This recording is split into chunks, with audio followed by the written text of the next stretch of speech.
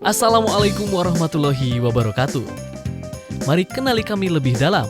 BPRS Amanah Rabbaniyah, lebih amanah, barokah, dan menenteramkan.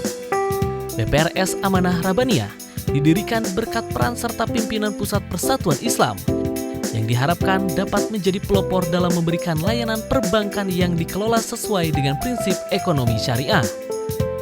BPRS Amanah Rabbaniyah berdiri sejak tahun 1990 dan merupakan salah satu pelopor bank syariat di Indonesia. BPRS Amanah Rabbaniyah memberikan jenis pembiayaan untuk sektor produktif seperti UMKM, pembiayaan kepada petani dengan skema pembayaran setelah panen. Jika memerlukan dana cepat, maka produk rahen atau gadai emas adalah solusinya. Dan untuk beribadah umroh, kami menyediakan paket umroh cicilan yang bekerja sama dengan PT Karya Imtak.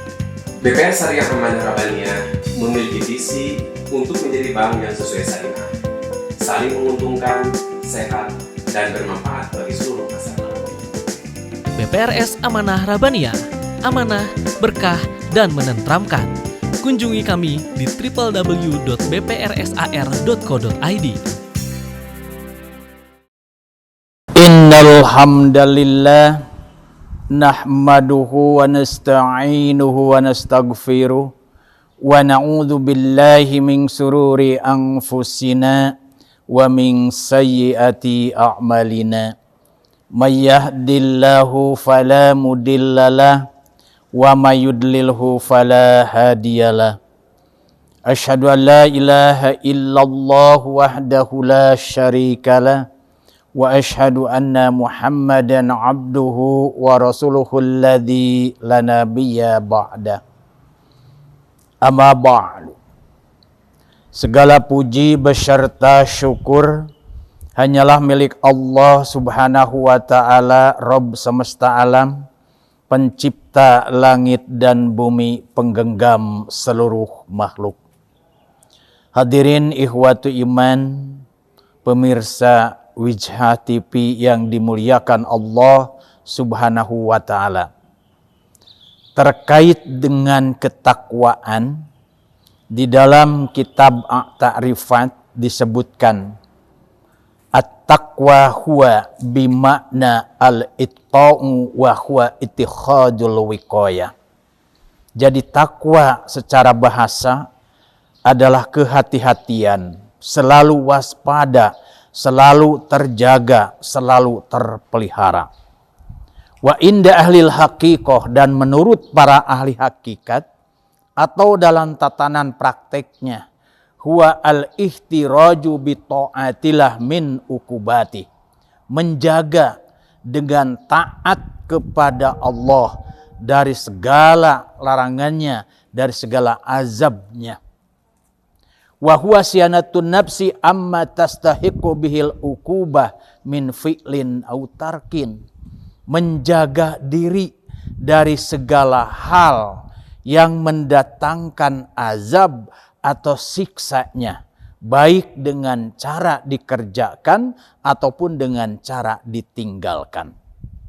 Sehingga takwa itu adalah imtisalu awamirillahi wajtinabu nawahihi, menjalankan segala perintah Allah dan menjauhi apa yang dilarang Allah. Kemudian bagaimana konsep daripada bertafakur kita dan muhasabah diri kepada Allah? Maka bertafakur itu kan tasarruful qalbi fi ma'anil asya'i lidarkil matslubi. Bahwa tafakur itu adalah mengaktifkan hati untuk mencari makna atau hakikat suatu perkara agar menemukan apa yang dicari. Maka ketika kita mengolah hati, sensibilitas kita, mengolah pikiran-pikiran kita, maka akan muncul evaluasi diri, akan muncul muhasabah diri di dalam diri kita dengan 4 konsep ini. Pertama adalah konsep al-ma'asi. Yang kedua adalah konsep at-ta'at. Yang ketiga adalah konsep al-muhlikat. Dan yang keempat adalah konsep al-munjiyat. Konsep al-ma'asi, memikirkan akan dosa dan maksiat yang sudah kita perbuat, maka itu akan melahirkan taubat kepada Allah. Konsep at-ta'at, memikirkan sudah sejauh mana ketaatan kita kepada Allah, memikirkan sudah sejauh mana amal-amal kebaikan kita kepada Allah, maka kita berpikir tentang hal itu, maka akan melahirkan kerja keras untuk menyempurnakan ketaatan itu. Kemudian konsep yang ketiga adalah al-muhlikat. Memikirkan sifat-sifat yang bisa mencelakakan diri dan mencelakakan orang. Seperti uzub, riya, takabur. Kemudian berdusta, zolim, hianat. Maka ketika kita berpikir tentang sifat-sifat yang bisa mencelakakan diri ini, maka akan melahirkan kerja keras untuk selalu menghilangkannya di dalam jiwa raga kita, sifat-sifat jelek tersebut. Dan konsep yang keempat, konsep bertafakur dan muhasabah diri ini adalah al-munziyat. Di mana bahwa konsep al-munziyat ini memikirkan sifat-sifat yang bisa menyelamatkan diri kita. Apa sifat-sifat yang bisa menyelamatkan diri? Sifat sabar kita, sifat syukur kita kepada Allah. Kemudian sifat zuhud kita kepada Allah. Sifat ikhlas kita kepada Allah. Dalam semua aspek kehidupan, maka ketika kita memikirkan sifat-sifat yang baik ini, sifat-sifat yang bisa menyelamatkan kita, maka akan melahirkan kerja keras untuk selalu meningkatkannya dari sifat-sifat baik tersebut. Baik tentang kesabaran kita, tentang syukur kita kepada Allah Subhanahu wa ta'ala. Maka tentu saja di 10 hari terakhir ya, di bulan Ramadan ini, kita ingat, kita semua paham, kita semua tahu bahwa di 10 malam terakhir ini yang merupakan babak final bagi kita, ya, merupakan babak final. Maka ada pepatah mengatakan tidak ada kekalahan yang paling menyakitkan kecuali kalah di babak final. Maka kita sebagai orang yang beriman, yang melaksanakan ibadah saum dari awal sampai akhir, dan sekarang kita berada di 10 malam terakhir, maka kita pergunakanlah, manfaatkanlah kemenangan ini supaya kita tidak bisa kalah di dalam melaksanakan ibadah-ibadah kepada Allah Subhanahu wa ta'ala ini. Maka hadirin ikhwatu iman yang dimuliakan Allah Subhanahu wa ta'ala, tingkatkanlah tentu saja adalah syukur kita kepada Allah Subhanahu wa ta'ala. Apapun kondisi, situasi kita saat ini, maka tidak boleh lepas daripada syukur nikmat kita kepada Allah Subhanahu wa ta'ala.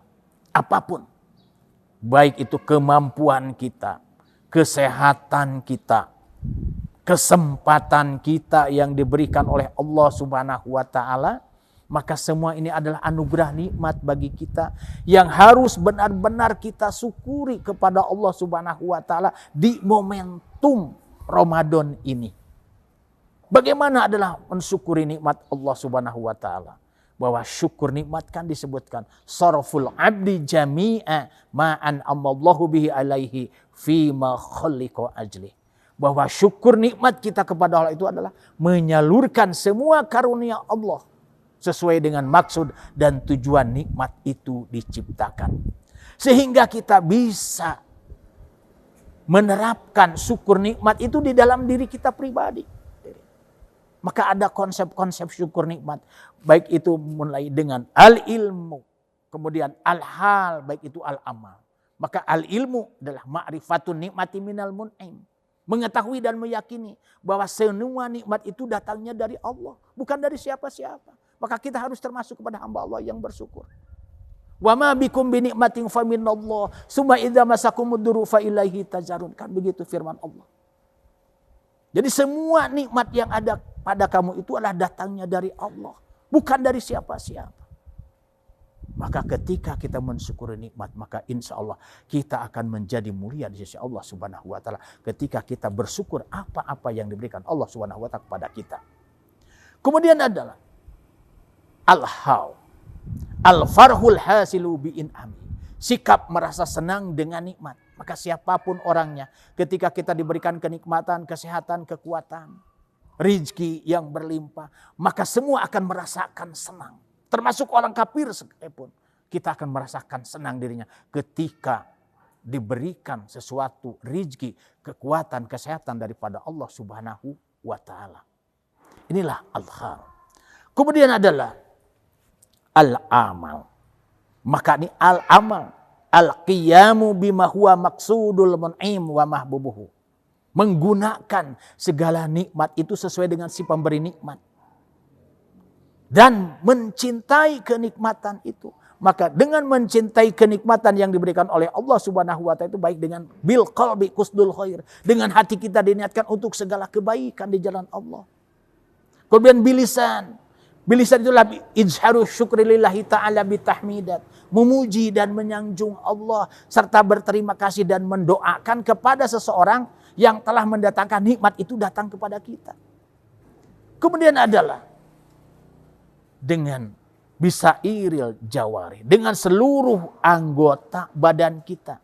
Istimalu ni'amillahi ta'ala fit ta'atihi. Menggunakan segala nikmat itu hanya dalam tatanan ketaatan kepada Allah Subhanahu wa Ta'ala. Maka inilah yang disebut dengan tafakur dan muhasabah diri kepada Allah Subhanahu wa Ta'ala.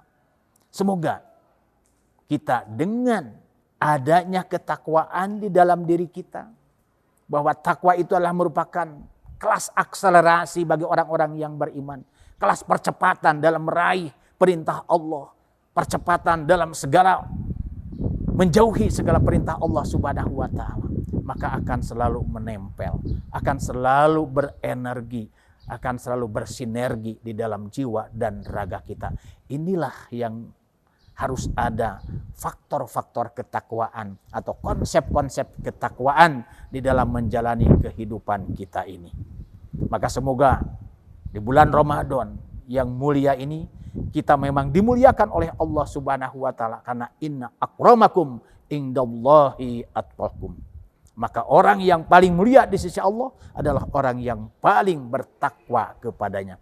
Semoga kita meraih ketakwaan kepada Allah Subhanahu wa Ta'ala setelah kita menjalankan ibadah saum Ramadan sebagai media, sebagai didikan bagi kita untuk meraih 11 bulan berikutnya, supaya ketakwaan tetap berjalan, tetap bergulir, tetap mengalir di dalam jiwa raga kita sepanjang hayat di kandung badan. Demikian yang dapat disampaikan. Tentu saja mohon maaf atas segala kekurangan-kekurangannya dan kehilapan-kehilapannya. Kesempurnaan hanyalah milik Allah Subhanahu wa Ta'ala. Rabbana hab lana min azwajina wa dzurriyyatina qurrata a'yun waj'alna lil muttaqina imama. Rabbana atina fid dunya hasanah wa fil akhirati hasanah wa qina azabannar. Allahu yahuju bi aidina ila ma fihi khairul lil islami wal muslimin. Aqulu qouli hadza wa astaghfirullah li wa lakum. Wassalamu alaikum warahmatullahi wabarakatuh.